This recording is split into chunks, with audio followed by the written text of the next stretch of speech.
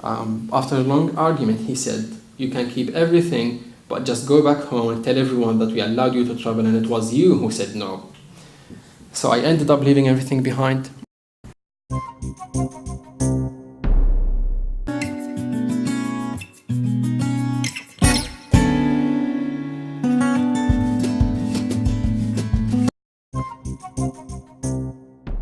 Hello, my name is Stanley Heller.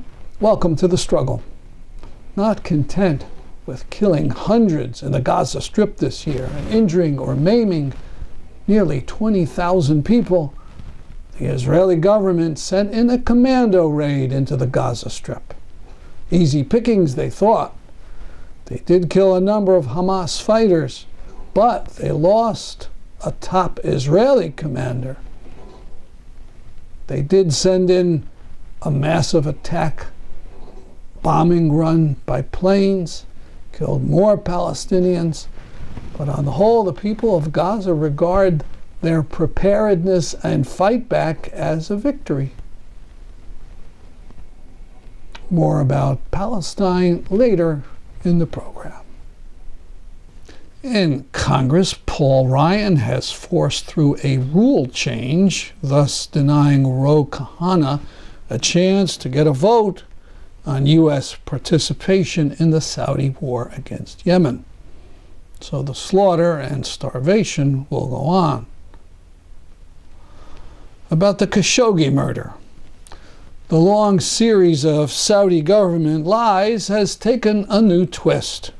They're going back to an earlier tall tale that a team sent merely to kidnap Khashoggi on their own decided to murder him. Even our CIA regards this as a falsehood. So where is the body? Where are Khashoggi's remains? We have started a petition campaign about this. We're insisting that President Trump find out.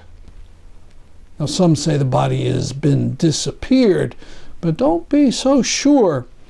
The European Organization for Saudi Human Rights says the Saudis have detained or secretly buried the bodies of over 30 persons executed or killed by the government. The Khashoggi family deserves that the body be returned to them or the location of the remains be made known. Go to thestruggle.org for the petition and sign it.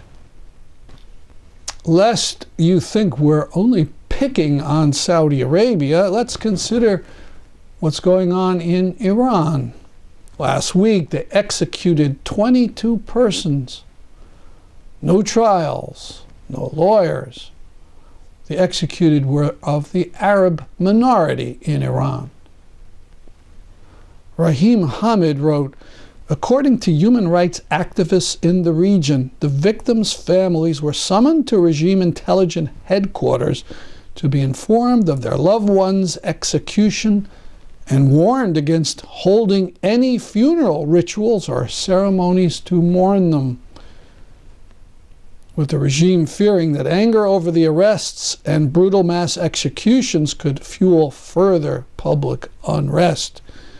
As usual, the families were denied the chance to see their loved ones' bodies, which are buried in unmarked graves in an attempt to further disgrace dissidents and to deter any protests at regime abuses.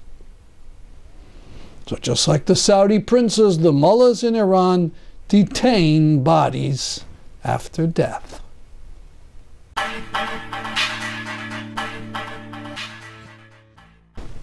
Now to a bit of good news from Poland. It may be that the foul tide of populism there has crested and is receding. In mayoral elections, the ruling Law and Justice Party won just 4 of 117 mayoral races, including losing Warsaw and almost all the other big cities. Poland has frequent demonstrations against its power-hungry law and justice rulers. This is one conducted by declared anti-fascists.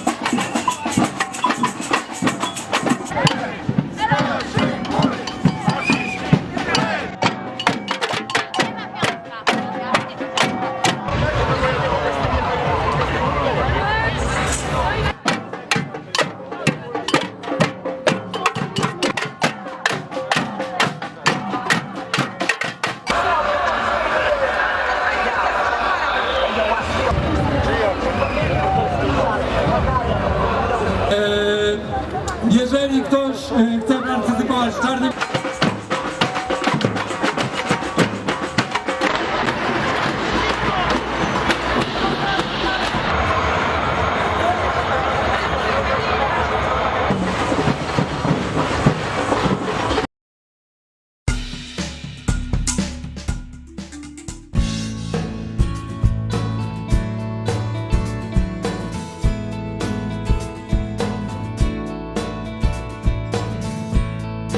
Revolution lives.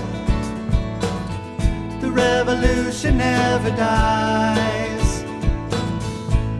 All eyes are on it, lib, 'cause they're keeping it alive.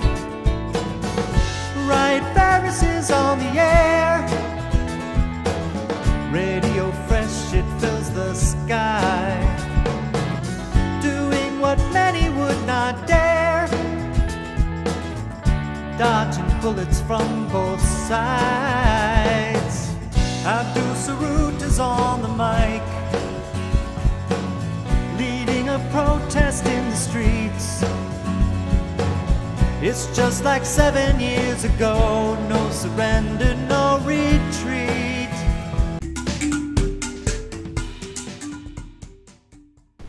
Now more of Mohammed Eid's presentation about life in Gaza. He spoke at the Palestine Museum, U.S. in Woodbridge, Connecticut.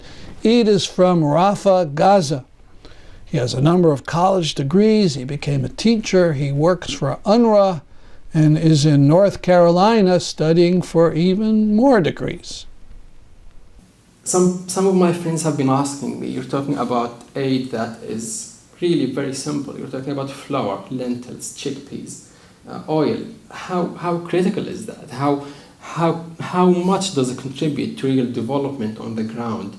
I mean, the UNRWA has 7 complicated, integrated programs, but when we break it down to the simple things, the most important 3 programs would be education, healthcare, and social services. So when you talk about how important are these things, does it really help? I'll share with you an example rather than answering this. Recently during Ramadan, because of the fund cut to the UNRWA, the agency stopped or decreased the amount of food they would give to families and to beneficiaries. What happened is that some local people were very upset about that. They would see their neighbors, they would see their friends are starving to death. One of those people is this guy. He's from Jabalia camp in Gaza Strip. He decided to start cooking food, on the streets and offer it for free for people. And he was surprised, and everyone was surprised by the number of people who really needed that food, and who would stand in line and fight for that small bowl of lentils. It's just lentils. hundreds of people would line up for one dish of food. It's just this big. You see this child, how happy he is. It doesn't need any medical care or doesn't need any medical reports or medical assessment or analysis. You just walk into one classroom, random classroom in Gaza Strip, just realize that the whole generation, everyone is suffering of malnutrition. Not only this, when you talk about drinking water, 97% of Gaza drinking water is contaminated. It's undrinkable.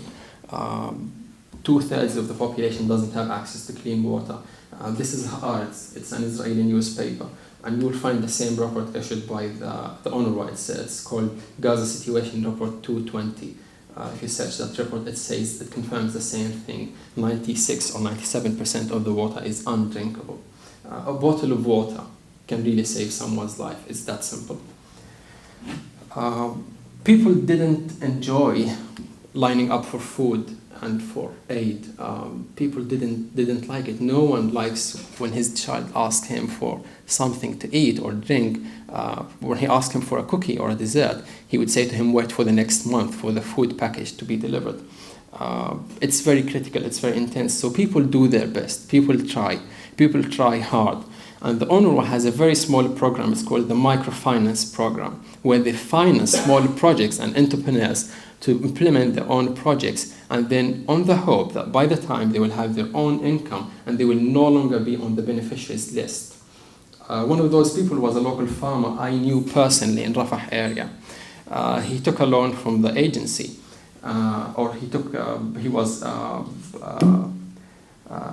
he was eligible for this microfinance program. So the agency supported him to start growing crops in his farm. And it was very promising, it was very nice, and he's an old person, but he has a spirit of a young guy. He's just amazing, so inspiring, so empowering. I like talking to him all the time. And his project was going very well. He paid lots of money for that. And suddenly one day walks into the UNRWA office and he asks to be put back on the beneficiaries list. When he was asked about it, and people were surprised. I wasn't there myself. People were surprised. Why would you ask for something like that? You're doing very well. And then he starts crying. We found out that his farm was sprayed the night before. Again, this is the Israeli newspaper. Planes went up in the sky at night and they sprayed the whole farms in the region, and they just destroyed the whole crops. They waited until it was time for the harvest, and then they did it. People still try. People don't give up. You will be surprised when you know that Gaza Strip exports flowers, roses, to all of Europe every year. For tens of years we've been doing that. We grow roses and we export them to all countries in Europe and all over the world. You can see that they're grown in special areas. It's closed. It has to be carefully controlled. It cannot be just grown in the open farms. So people grow them for more than 6 months, I believe, or so. I'm not very sure, but it has to be grown for a long time. And then when it's time for the harvest, Gazans have no ability to afford roses. Gaza is not a market for roses. It's Europe is the market. When it's time for the roses, then that's when the Israeli army decides that there is no exportation out of Gaza Strip. What happens is that you see the people feeding roses to the goats, cows, and donkeys. And they will see hundreds of dollars, thousands of dollars in front of their eyes being just thrown to the ground. I got used since I was young that I can't travel whenever I want and however I want. When I wanted to leave Gaza Strip, after 100 days, 3 months of coordination, and eventually they allowed me to travel because I was part of the UN mission. So the condition was that, and they told me to go travel 7 times. 7 times they told me to travel. I would go to the borders, go through the investigation and the interview, and then they would send me back. I'll say goodbye to my family 7 times and get back whenever I leave, and eventually my family would say to me, see you on dinner. Then on the 8th time I managed to leave Gaza Strip, and when I left they said to me, if your bag fits into that rolling door, then take it with you. If it doesn't, keep it behind. Luckily, I had a small bag, so it did fit. I went through that gate and I walked through the buffer zone, which is 1,000 meters, 3,000 feet, walking on feet. And when I reached the end, I would pass by. I want to reach this wall, which is guarded by the military towers. And as I walk by, I can see the machine guns. They tell me it's automatic machine guns, and careful, don't leave that tunnel, otherwise they will automatically target you. I reach the gate, or I reach the wall, and there are the gates, and then I go through investigation and search before I even go through the gates. So I open my bag, get everything outside, and then I walk inside that room, and there is a table inside that room, and I do the same thing, open my bag, open that table, and it scans everything. And then that's when I'm allowed after a long time to pass to the other side. And then the crossing itself, it's done by the military. So I cross to the other side of the crossing, and I just see tanks, jeeps, and soldiers with machine guns running around. In that process, I got used for the first time. I wasn't used to that. I was surprised. For the first time, I got used to something new. They said to me, leave everything behind. They gave me a small bag and they said, fill this with clothes and leave everything behind. No electronics, no food, no medics, not even your cell phone.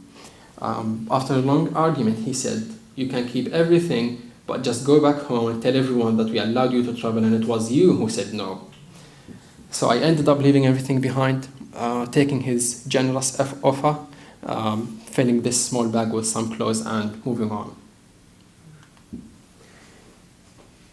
When I started working for the UN mission in Gaza Strip, the United Nations Relief and Works Agency, I had in mind the 17 global development goals. And if you take a look at them, it focuses on no poverty, on good health, education, gender equality, peace, environment protection, all the good things that every single human being on this planet, on this earth, would dream about leaving for their children. This is the best thing that we would leave for the next generation. This is how we sustainably use the unsustainable resources on this planet. The United Nations have agreed on this plan to be achieved by 2030. To do so, the United Nations have asked all the countries to, on annual basis, to contribute less than 1% of their GDP to the United Nations budget. So if the GDP of that country is, let's say, $100, then they will contribute less than $1. That's it, for the budget of the United Nations. The whole idea behind the global development goals is that the whole world will be better off if all the countries were middle-class countries and high-class countries. If we have low-class countries, low-income, low-development countries, then it's very likely that this will reflect on the other countries and the whole world will suffer. So when the UN was defunded, the UNRWA was defunded in Palestine, the argument was that the United States administration makes the largest fund for the UN, and the UN is not doing their mission, and then the national budget or the national programs are more worthy of this money, of this fund, which would sound like a very sound argument for anyone. Yes, why would that money go to Palestinians on the other side of the world while our own nationals and citizens are suffering of poverty?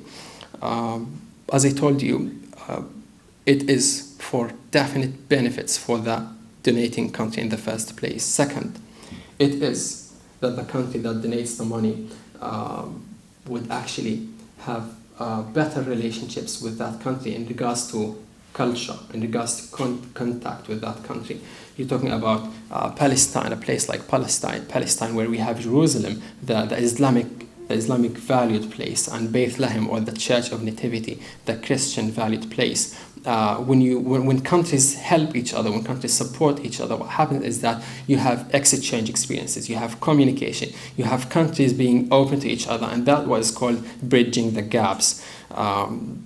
Unfortunately, that is not happening. When I think about it, the amount of fund that the U.S. administration used to give to the UNRWA was $360 million. And it's definitely less than 6 out of 1,000%.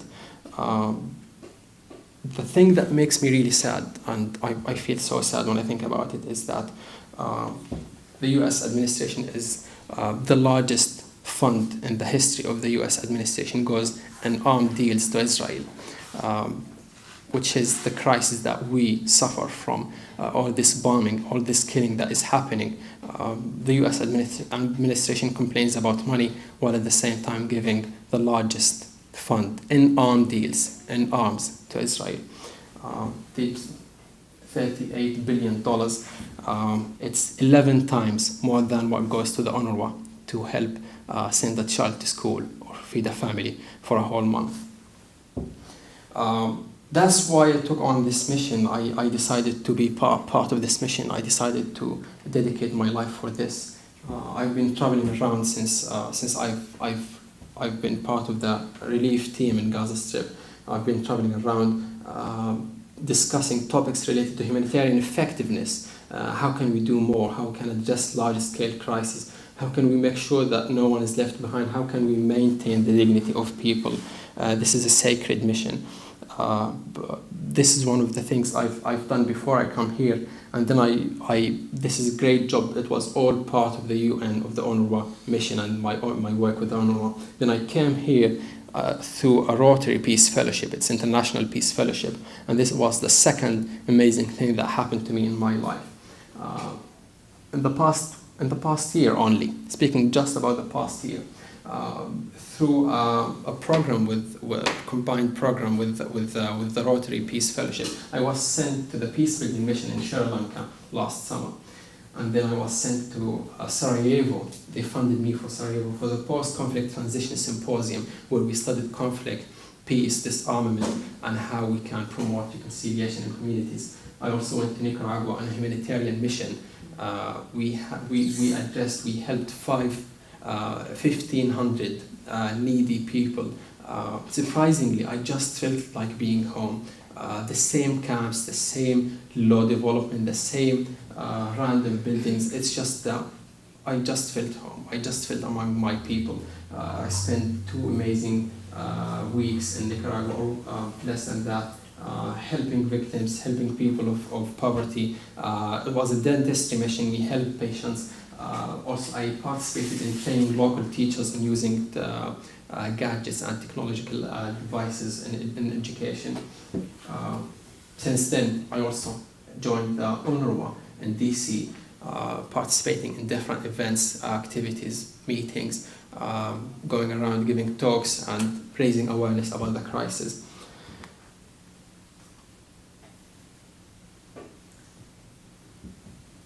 My deepest sadness is that the refugees have been accused of showing no respect. That was the argument on the media, that they show no respect for the aid we give to them. They don't deserve it. It's very sad when I think about it. What respect? What did they do to deserve that?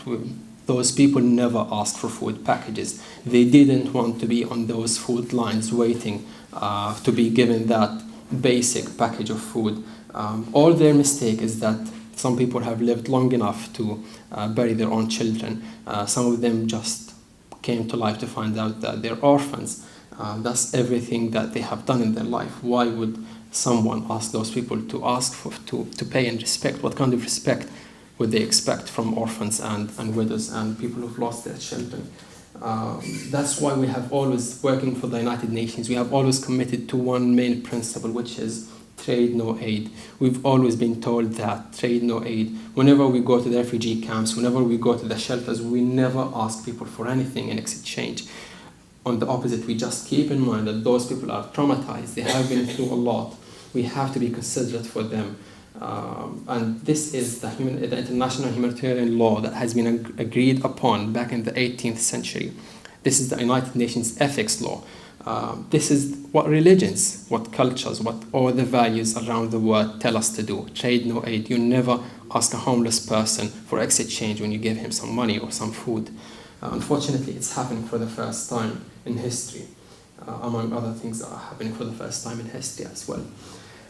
One of the things I'm proud of sharing is that me personally, I know and I realize, and my people know and realize, that American activists have always been part of this process. In this photo, you see a group of students going into a protest after the killing of Rachel Corrie, the peace activist, in 2003. In this photo, there are singers, there are actors, there are artists who go to Gaza Strip, who go to refugee camps in different places and provide help, support, training, or just solidarity. Excuse me. Or sometimes just solidarity with the refugees and the victims. We've always known that, and we've always learned to separate between politics and the people.